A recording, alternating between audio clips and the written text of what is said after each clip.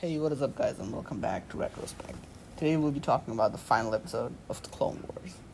So, Clone Wars is finally over, and that ties together the entire Skywalker saga and completes the story.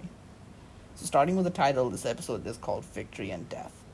This refers to the victory of Sidious and the Sith and the death of the Jedi Order, and it could also point to the death of Anakin and the rise of Vader. It's kind of open to interpretation. Now, going in, I knew Ahsoka couldn't have any interaction with Anakin or Obi-Wan because that would collide with the events of Revenge of the Sith, so it had to be about Ahsoka and Rex escaping. And I knew that both survived because I had already watched the entirety of Rebels. Now, I'm not gonna lie, that kinda took out of the suspense for me a little bit, but yeah, I still really enjoyed the episode. Right, jumping in, the episode begins right where the previous one left off, and Rex and Ahsoka fight their way through the clones and try to formulate a plan to escape. And here, at the beginning of the fight, Ahsoka tells Rex to set his blasters to stun because she doesn't want to hurt any of the clones.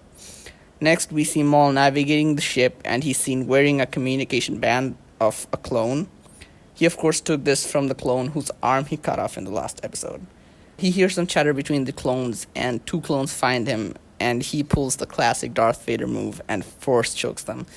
He keeps force choking one of them and takes him straight to the engine room, and he starts this awesome fight sequence again between him and all the clones, and he just wrecks the engine room. He destroys both of the hyperdrives of that ship by using the friggin' force, and this causes the ship to be thrown out of hyperspace, and the ship loses its controls. Now, Ahsoka and Rex go into the hull and find out that the hyperdrives are gone, like they are literally gone, and they are being pulled by the gravitational field of a nearby moon.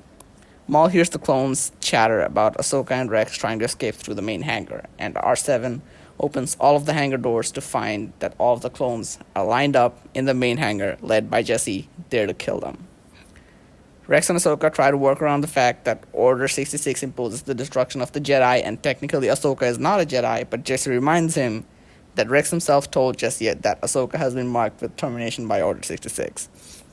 Now, Rex keeps going on and on about some other stuff, while R7 and the other droids figure out a way to lower two of the platforms that takes half of the clones down to a lower level and takes them out of the fight. Now, Ahsoka and Rex fight remaining clones, while Maul runs into the hangar to steal a shuttle that Ahsoka and Rex were supposed to escape in. And obviously, Ahsoka tries to stop him, but she fails, and Maul takes off. And she tries to stop Maul from escaping by literally holding the ship with the Force in place. But she eventually has to let go as she sees Rex in danger, and she kind of lets him go to help Rex, and Maul immediately jumps into hyperspace. Ahsoka and Rex keep fighting and eventually make their way to the lower levels of the maintenance hangar. And they steal an old Y-Wing bomber, and Rex pilots it, but Ahsoka gets thrown outside and in the open. And he struggles a lot to get into the ship, but Rex eventually gets her. The last 4 minutes of the episode are completely without dialogue and have some of the best visual storytelling I have seen in a while. Cinematography of these scenes, the symbolism and the score, everything is just absolutely brilliant, and it's absolutely perfect for an ending to the Clone Wars. The shot of Ahsoka standing among the graves of the 501st with their helmets was truly moving, and it symbolizes the death of the clones, and thus the end of the Republic they served and the wars they fought. Ahsoka leaves her lightsabers behind as a sign of her leaving this life behind. At the end, we see Vader arrive on the same moon, presumably years later, and the whole surface is covered with snow.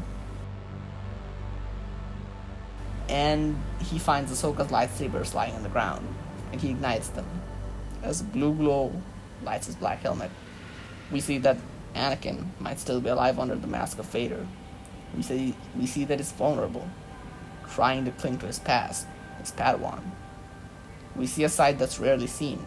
We see Anakin's eyes beneath his mask, looking up at the sky, looking back at the past, thinking that his Padawan, his last cling to the light, is dead.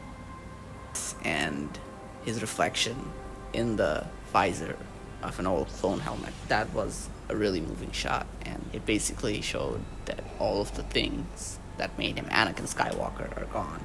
Ahsoka, the clones, the war, the Jedi Order, and everything's just gone.